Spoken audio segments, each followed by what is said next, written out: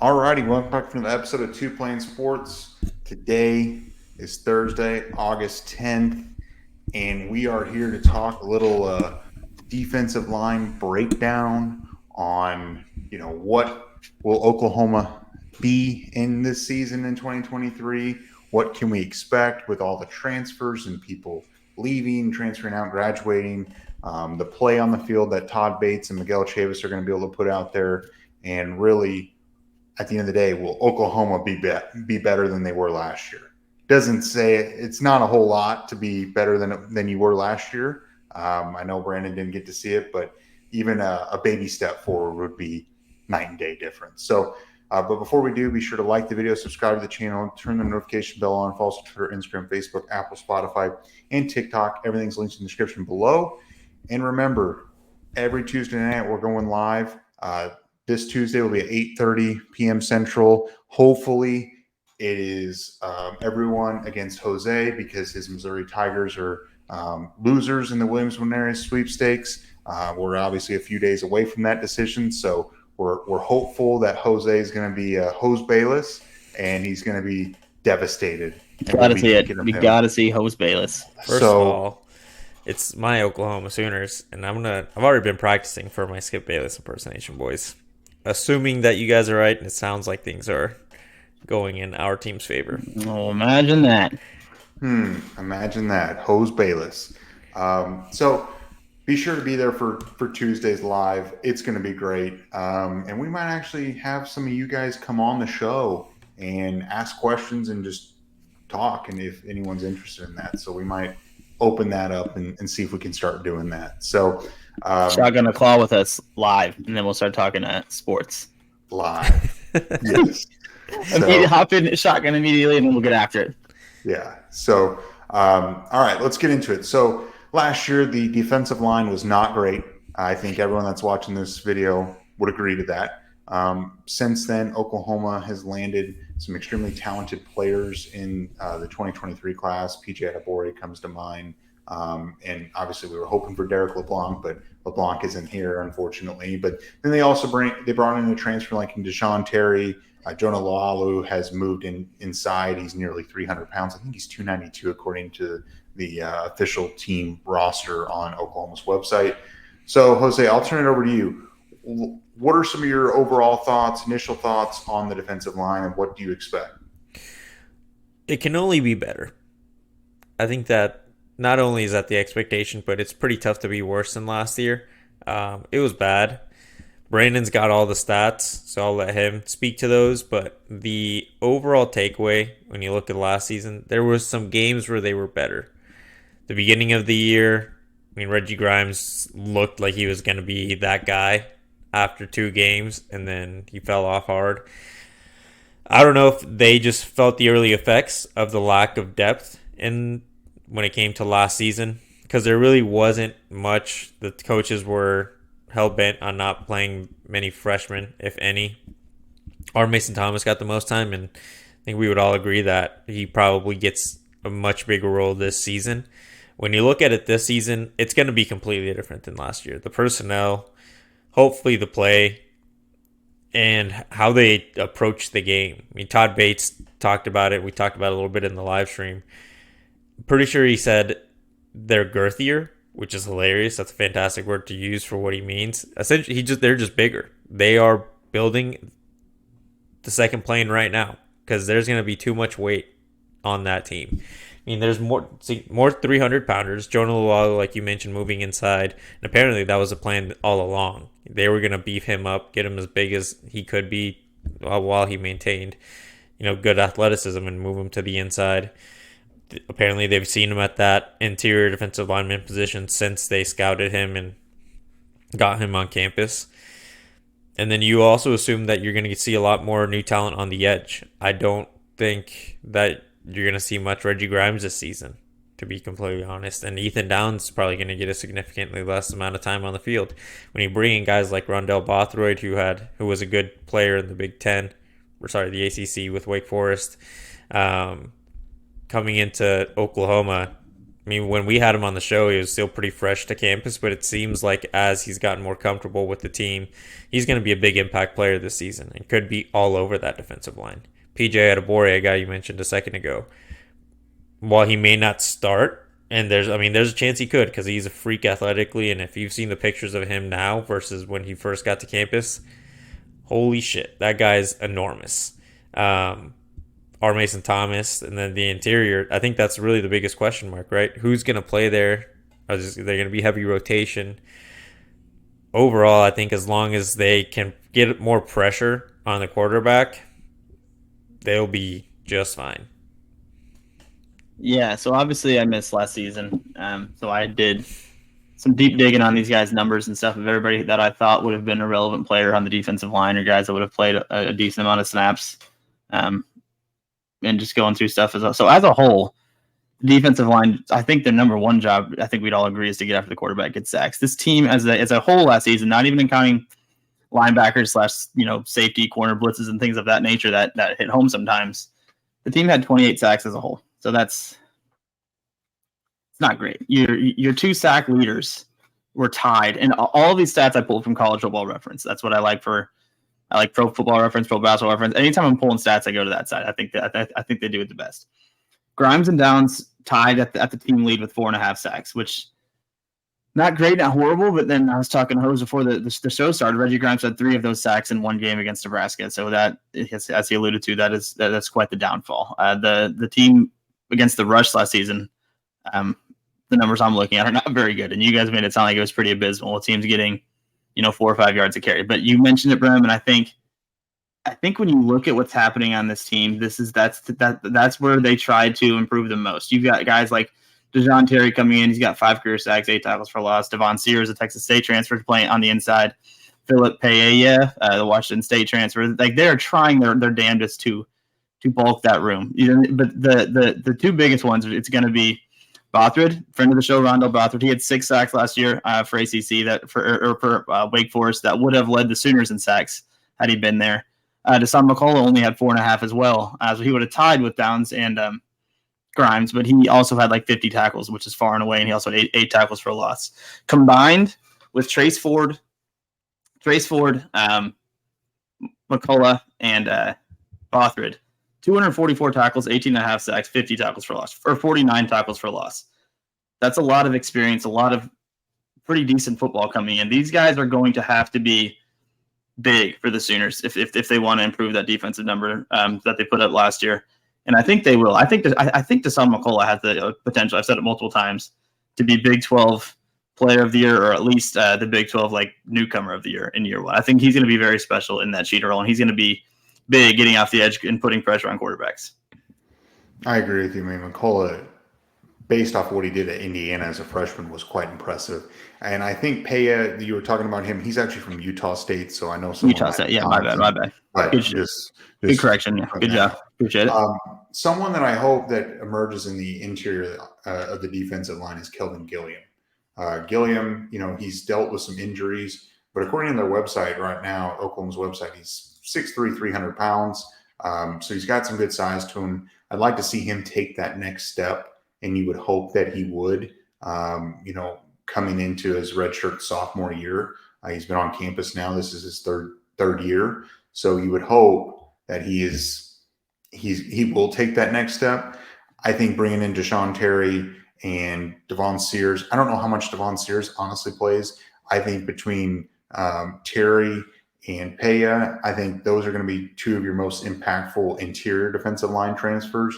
I think Devon Sears is more of potential. He could potentially play, but I feel like he's more thinking in the next year, in the 2024 season, in my opinion, just because coming from Texas State, he's a little bit smaller.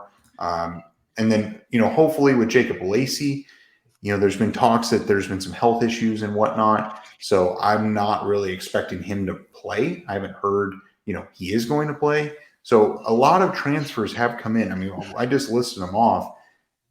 I mean, you brought in, I'm trying to do the number. I didn't even think about the count, but you brought in Jacob Lacey, Rondell Bothrid. It's like 7. It's 7 on the D-line. Paella, Deshaun Terry, Sears. I mean, it is quite a few. And we also can't forget Isaiah Coe. Cole plays Yeah, well. 6 It's sacks last just, year. sometimes it's a little up and down with him, but being basically 315 pounds, you would hope that he would help stop the defensive line. And I think these linebackers are going to be able to help out and maybe shore up some of the, maybe deficiencies in this defensive line and help them out just because the depth is so deep in the linebacker room. So I think they're going to take that next step. It's not hard. It's not saying much to take that next step, but I think we're going to see, instead of Oklahoma being 28 sacks, I would hope they're in that 40 to 45 range this year. What do you guys think? Because, like, again, statistically, I think Jordan Kelly was the most consistent D lineman in the middle. He had almost 7 tackles for loss and 3 sacks. Is he a guy that you think is going to be big next year? And also another guy I have a question about, just because he's very young and I assume he played very sparingly last year. Is Grayson Holton in the middle? I think he's got a pretty good frame too to play in the middle, at least on a rotational basis. I think there's some guys that, with Holton being one of them, that maybe they can shore it up too. I would assume Holton gets more time. I mean, the entire 2022 class should all get their shot this season for the most part. Holton has also apparently gotten heavier, like in a good way. He's added good mass to his frame. He's already a pretty big dude to begin with, so should be much harder to move around, should make his life easier. He did, like you mentioned, he played a little bit, and he did it well on the snaps he got. But assuming he has, I wouldn't be surprised if he's a starter, like halfway through the season. Him and either Coe or Kelly. And with Jordan Kelly, it's tough to tell, man. It seems like he has a very good spring every year, and then fall comes and he just doesn't get very much time, and then the opportunities he gets, it's not like he's popping off the screen. And I think the guy that will take a huge step this year, and I want to make sure we mention him, is R. Mason Thomas. I think R. Mason Thomas is going to have a breakout year. I think he's primed for it. I think he'll play at an extremely high level. He came in last year. We weren't expecting a whole lot out of him in year one, and he played extremely well. And I think, another whole year, I really think our Mason Thomas is primed to be that guy, or one of the guys, but I think he is that talented, and I think is someone to definitely keep an eye on and make sure his name and his number, because I think he's going to be all over in the backfield this fall. Did Marcus Stripling fall off for us? He's a guy that I remember the last spring game before I left. He destroyed the spring game, and I looked like he was going to be something. We were all talking about Marcus Stripling hype, and then I look at the numbers for the season, and he unfortunately, I think R. Mason Thomas pretty much, unfortunate for him, R. Mason Thomas kind of took that a lot of that role, or the available snaps. I think Thomas just beat him out on the practice field, and they just let Thomas play. Stripling, I think, will be in a rotation, but I will say I did see Todd Bates say that typically 6 players are in his rotation. That's been his number in the past. So when you look at that interior defensive line, those 6 players, I think of Coe, Terry, Loalu. There's 3. And then you kind of look down. Mentioned Philip Pereira, right? As one of your guys you thought was going to be pretty big. Pereira. I mean, there's 4 right there. And, who? Jordan Kelly? You don't think he's going to stay in there? Did you mention him? I haven't mentioned, but I'm just listening. 4, and then Jordan Kelly, and then I'm trying to think of who would be the 6th guy. In that interior defensive line. It could be Ethan Downs. He could be playing on the inside. Inside outside, kind of moving him around. But Bates has basically said 6 is his number typically. And that way, if someone goes down, they've got talented players to fill the role. So who's on the 2 deep on the defensive line? Not just interior, but let's go side to side. Assuming there's on a 4-man front, 2 ends, and then 2 interior. Well, I think on the interior starters are Deshaun Terry and Coe.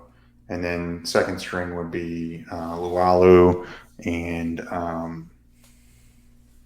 probably Kelly. are your top two, and then defensive end.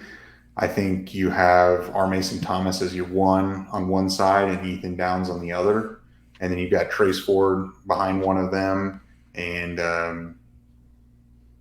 Bothard. Yeah. See, I think Bothard and Ford are both going to start. I don't know. At least to start the season. Rondell Bothard had the most. He was more productive. And again, R. Mason Thomas, I agree with you, he's young, and I don't know how much he played last season, but Rondell Bothard was very productive at Wake Forest last year. I think you have to put that out there. Deshaun McCullough is going to play in the Cheetah spot. I would go Ko and Lualu on the inside, and then I have Kelly backing him. I agree with you on DeJoun Terry Brum as another one, and then I'll go with Downs and shoot. Bothard, right? No, I have Bothard starting. Oh, okay. I had Ford starting. So I guess I'll go Downs and Grimes as the backup.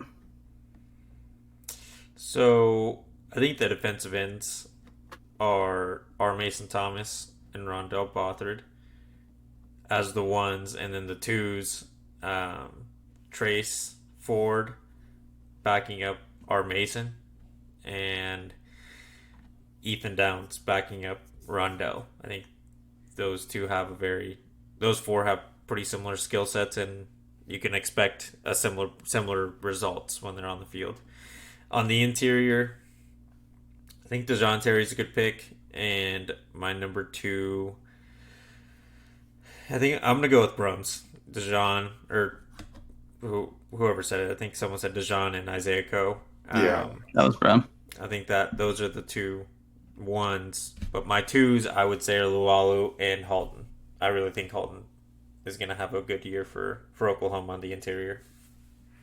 Yeah.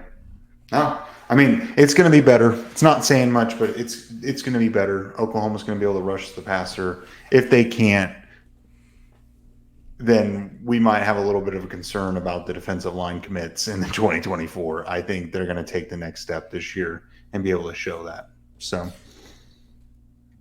do we think PJ gets snaps at all?